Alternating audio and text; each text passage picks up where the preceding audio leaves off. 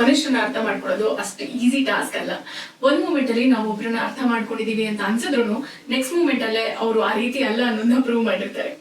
ಒಂದಷ್ಟು ಸಣ್ಣ ಪುಟ್ಟ ವಿಷಯಗಳು ನಮ್ಮ ಪರ್ಸನಾಲಿಟಿ ಬಗ್ಗೆ ತುಂಬಾ ವಿಷಯಗಳನ್ನ ರಿವೀಲ್ ಮಾಡುತ್ತೆ. ಲೈಕ್ ಸರ್ವಿಸ್ ಸ್ಟಾಫ್ಸ್ ನ ಹೇಗೆ ಟ್ರೀಟ್ ಮಾಡ್ತೀರಾ, ನಿಮ್ಮ ಫೋನ್ ನ ಎಷ್ಟು ಫ್ರೀಕ್ವೆಂಟ್ ಆಗಿ ಚೆಕ್ ಮಾಡ್ತೀರಾ, ನಿಮ್ಮ ಹ್ಯಾಂಡ್ ಶೇಕ್ ಎಷ್ಟು ಫರ್ಮ್ ಆಗಿದೆ. ಸೊ ಈ ಎಲ್ಲ ವಿಷಯಗಳು ಒಬ್ಬರ ಪರ್ಸನಾಲಿಟಿ ಬಗ್ಗೆ ತುಂಬಾ ವಿಷಯಗಳನ್ನ ಹೇಳುತ್ತೆ. ನಿಮ್ಮ ಪರ್ಸನಾಲಿಟಿ ಬಗ್ಗೆ ನಿಮ್ಗೆ ತಿಳ್ಕೊಳ್ಳುವಂತಹ ಕ್ಯೂರಿಯಾಸಿಟಿ ಇದ್ರೆ ವಿಡಿಯೋನ ಮುಗಿಯೋವರೆಗೂ ನೋಡಿ. ನಾವು ಲೆಟ್ಸ್ ಸ್ಟಾರ್ಟ್ ದ ವಿಡಿಯೋ. ಇದು ತುಂಬಾ ಚಿಕ್ಕ ವಿಷಯ ಅಂತ ಅನ್ಸ್ಬೋದು, ಬಟ್ ನೀವು ಯಾವ ರೀತಿ ಹ್ಯಾಂಡ್ ಶೇಕ್ ಮಾಡ್ತೀರಾ ಅನ್ನೋದು ನಿಮ್ಮ ಪರ್ಸನಾಲಿಟಿ ಬಗ್ಗೆ ತುಂಬಾ ವಿಷಯಗಳನ್ನ ಹೇಳುತ್ತೆ. ಯೂನಿವರ್ಸಿಟಿ ಆಫ್ ಅಲಬಾಮಾ ಒಂದು ಗ್ರೂಪ್ ಆಫ್ ಟ್ರೈನ್ ಹ್ಯಾಂಡ್ ಶೇಕರ್ಸ್ ನ ಕೆಳಗೆ ರಿಸರ್ಚ್ ನ ಕಂಡಕ್ಟ್ ಮಾಡಿತ್ತು. ಆದ್ರೆ ಸ್ಟೂಡೆಂಟ್ಸ್ ಗೆ ಅವರ ಹ್ಯಾಂಡ್ ಶೇಕ್ಸ್ ನ ಇವ್ಯಾಲ್ಯೂಯೇಟ್ ಮಾಡ್ತಿದ್ದಾರೆ ಅನ್ನೋ ಒಂದು ವಿಷಯ ಗೊತ್ತಿರಲಿಲ್ಲ. ಸೊ ರಿಸಲ್ಟ್ಸ್ ಪ್ರಕಾರ ನಮ್ಮ ಹ್ಯಾಂಡ್ ಶೇಕ್ ಫರ್ಮ್ ಆಗಿದ್ರೆ ನಾವು ಕಾನ್ಫಿಡೆಂಟ್ ವ್ಯಕ್ತಿ ಆಗಿರ್ತೀವಿ, ಅಂಡ್ ಹಾಗೆ ಹೊಸ ಹೊಸ ಎಕ್ಸ್ಪೀರಿಯನ್ಸಸ್ ಗೆ ನಾವು ಓಪನ್ ಅಂಡ್ ಎಕ್ಸೈಟ್ ಆಗಿರ್ತೀವಿ ಅಂತ. ಅದೇ ನಮ್ಮ ಹ್ಯಾಂಡ್ ಶೇಕ್ ವೀಕ್ ಆಗಿದ್ರೆ ನಾವು ಇಂಟ್ರೋವರ್ಟ್ ಅಂಡ್ ಶೈ ವ್ಯಕ್ತಿ ಆಗಿರ್ತೀವಿ ಅಂತ ರಿಸರ್ಚ್ ಹೇಳುತ್ತೆ. ಬಟ್ ಆಲ್ವೇಸ್ ರಿಮೆಂಬರ್, ನಮ್ಮ ಹ್ಯಾಂಡ್ ಶೇಕ್ ಫರ್ಮ್ ಆಗಿದ್ದಷ್ಟು ನಮ್ಮ ಬಗ್ಗೆ ಇನ್ನೊಬ್ಬರಿಗೆ ಒಂದು ಒಳ್ಳೆ ಇಂಪ್ರೆಷನ್ ಫಾರ್ಮ್ ಆಗುತ್ತೆ.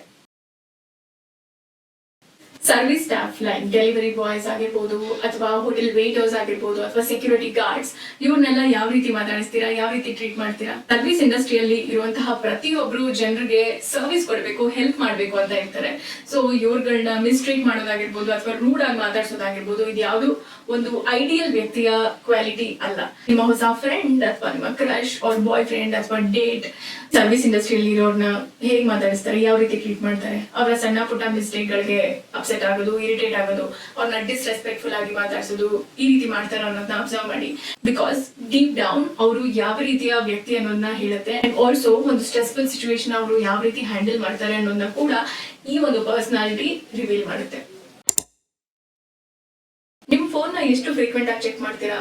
Family, friends, social media, work, spam ಅಂತ ಇಡೀ ದಿವಸ ಫೋನ್ ನೋಟಿಫಿಕೇಶನ್ಸ್ ಬರ್ತಾನೆ ಇರುತ್ತೆ. ನೀವು ತುಂಬಾ ಫ್ರೀಕ್ವೆಂಟ್ ಆಗಿ ಫೋನ್ ಚೆಕ್ ಮಾಡ್ತಾ ಇದ್ದೀರಾ ಅಂತ ಅಂದ್ರೆ it's a sign of mental illness ಅಂತ ಹೇಳ್ತಾರೆ. ಯೂನಿವರ್ಸಿಟಿ ಆಫ್ ಡೆಲ್ಲಿ ಅವರು ಸುಮಾರು 640 smart phone users within the age group of 16 to 69 ಗೆ ಒಂದು ಆನ್ಲೈನ್ ರಿಸರ್ಚ್ ನ ಕಂಡಕ್ಟ್ ಮಾಡಿದ್ರು. ರಿಸರ್ಚ್ ಪ್ರಕಾರ ಮೆಂಟಲಿ ವೀಕ್ ಇರೋರು ಅವರ ಫೋನ್ ನ ತುಂಬಾ ಫ್ರೀಕ್ವೆಂಟ್ ಆಗಿ ಚೆಕ್ ಮಾಡ್ತಾ ಇದ್ರು as a form of therapy ಅಂತ ರಿಸಲ್ಟ್ಸ್ ಹೇಳುತ್ತೆ. ನಮ್ಮ ಡಿಲಿಜೆನ್ಸ್ ಲೆವೆಲ್ ಕಡಿಮೆ ಇದ್ದಷ್ಟು ಫೋನ್ ಯೂಸೇಜ್ ಜಾಸ್ತಿ ಆಗುತ್ತೆ. ಫಾರ್ ಎಕ್ಸಾಂಪಲ್, ನಾವು ನಮ್ಮ ಟೈಮ್ ಅಥವಾ ನಮ್ಮ ಎವ್ರಿ ಡೇ ರೂಟೀನ್ ನ ಕರೆಕ್ಟ್ ಆಗಿ ಪ್ಲಾನ್ ಮಾಡ್ಕೊಂಡಿಲ್ಲ ಅಂತಂದ್ರೆ ಮೈಂಡ್ಲೆಸ್ ಆಗಿ will be scrolling social media for hours together. So ನೀವು ಈ ಒಂದು ಕ್ಯಾಟಗರಿಯಲ್ಲಿ ಇದ್ದೀರಾ, ತುಂಬಾ ಫ್ರೀಕ್ವೆಂಟ್ ಆಗಿ ಫೋನ್ ಚೆಕ್ ಮಾಡ್ತಾ ಇದ್ದೀರಾ ಅಂತ ಅಂದ್ರೆ it's time to take action. And ನಾನು ಈ ಒಂದು ಟ್ರ್ಯಾಪ್ ಅಲ್ಲಿ ಸಿಕ್ಕಾಕೊಳ್ತಾ ಇದ್ದೀನಿ ಅಂತ ಅನ್ಸಿದ ತಕ್ಷಣ I started taking immediate action. So ನನ್ನ ಫೋನ್ ಅಡಿಕ್ಷನ್ ಇವಾಗ 7 hours ಇಂದ 2 hours ಗೆ ರಿಡ್ಯೂಸ್ ಆಗಿದೆ. ನಾನು ಈ ಟ್ರ್ಯಾಪ್ ಇಂದ ಹೇಗೆ ಹೊರಗೆ ಬಂದೆ ಅಂಡ್ ಏನೆಲ್ಲ ಸ್ಟೆಪ್ಸ್ ನ ಫಾಲೋ ಮಾಡಿದೆ ಅಂತ ಗೊತ್ತಾಗಬೇಕು ಅಂತ ಅಂದ್ರೆ ನನಗೆ ಕಾಮೆಂಟ್ ಸೆಕ್ಷನ್ ಅಲ್ಲಿ ಕಾಮೆಂಟ್ ಮಾಡಿ ಅಥವಾ ನನ್ನ ಇನ್ಸ್ಟಾಗ್ರಾಮ್ ನಲ್ಲೂ ಡಿಎಂ ಮಾಡಿ. I will be more than happy to help you guys. Because ಈಗಿನ ಕಾಲದಲ್ಲಿ ಫೋನ್ ಅಡಿಕ್ಷನ್ ಅನ್ನೋದು ಒಂದು ದೊಡ್ಡ ಪ್ರಾಬ್ಲಮ್ ಆಗಿದೆ.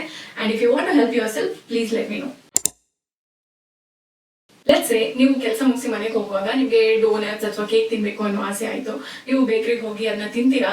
ಅಂಡ್ ನೀವು ಅನ್ಸೆಲ್ಫಿಶ್ ಅಂಡ್ ಕೈಂಡ್ ವ್ಯಕ್ತಿ ಆಗಿದ್ರೆ ನಿಮ್ಮ ಪಾರ್ಟ್ನರ್ ಅಥವಾ ನಿಮ್ಮ ಫ್ಯಾಮಿಲಿಗೂ ಕಾಲ್ ಮಾಡಿ ನಿಮ್ಗೂ ತಗೊಂಬರಲ್ಲ ಅಂತ ಕೇಳ್ತೀರಾ. ಅಂಡ್ ಅದೇ ನೀವು ತಿನ್ನುವಾಗ ನಿಮ್ಮ ಫ್ಯಾಮಿಲಿ ಅಥವಾ ನಿಮ್ಮ ಪಾರ್ಟ್ನರ್ ನೆನಪಾಗಿಲ್ಲ, ಅವ್ರಿಗೂ ತಗೊಂಡು ಹೋಗ್ಬೇಕು ಅನ್ನೋ ಒಂದು ಥಾಟೇ ಬಂದಿಲ್ಲ ಅಂತ ಅಂದ್ರೆ usually they are considered rude and selfish person ಅಂತ ಅಕಾರ್ಡಿಂಗ್ ಟು ರಿಸರ್ಚ್.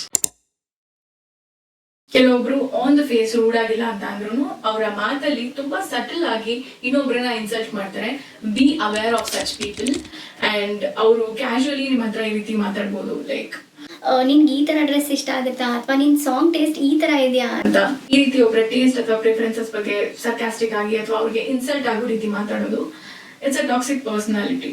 ಅವರ ಈ ಒಂದು ನೇಚರ್ ಇಂದ ನಿಮ್ಮ ಕಾನ್ಫಿಡೆನ್ಸ್ ಕಡಿಮೆ ಆಗ್ತಾ ಇದೆ ಅಥವಾ you are feeling bad about yourself ಅಂತ ಅಂದ್ರೆ ಅಂತ ಜನರಿಂದ ಆದಷ್ಟು ದೂರ ಇರಿ. ಅಂಡ್ ಇನ್ ಕೇಸ್ ಅವರು ನಿಮ್ಮ ಫ್ಯಾಮಿಲಿ ಅಥವಾ ನಿಮ್ಮ ಪಾರ್ಟ್ನರ್ ಆಗಿದ್ದು ನೀವು ಅವ್ರನ್ನ ಅವಾಯ್ಡ್ ಮಾಡಕ್ ಆಗಲ್ಲ ಅಂತ ಅಂದ್ರೆ ಅವರು ಆ ರೀತಿ ಮಾತಾಡಿದಾಗ ಅದನ್ನ ಜಾಸ್ತಿ ಎಂಟರ್ಟೈನ್ ಮಾಡಬೇಡಿ. ನೀವು ಹಾಗೆ ಮಾಡಿದಾಗ ನಿಮ್ಮ ಟೇಸ್ಟ್ ಬಗ್ಗೆ ಇನ್ನೊಬ್ರು ಟೀಸ್ ಮಾಡೋದು ನಿಮ್ಗೆ ಇಷ್ಟ ಆಗಲ್ಲ ಅನ್ನೋ ಒಂದು ಸಟಲ್ ಮೆಸೇಜ್ ಕೊಟ್ಟಾಗುತ್ತೆ. ನೀವು ಯಾವಾಗ್ಲೂ ಎಲ್ಲಾ ಕಡೆಗೂ ಲೇಟ್ ಆಗಿ ರೀಚ್ ಆಗ್ತೀರಾ, ಡೋಂಟ್ ವರಿ. ಇದು ನಿಮ್ಮ ಪರ್ಸನಾಲಿಟಿನ ಡೌನ್ ಗ್ರೇಡ್ ಮಾಡುತ್ತೆ ಅಂತ ನಾನು ಹೇಳಲ್ಲ.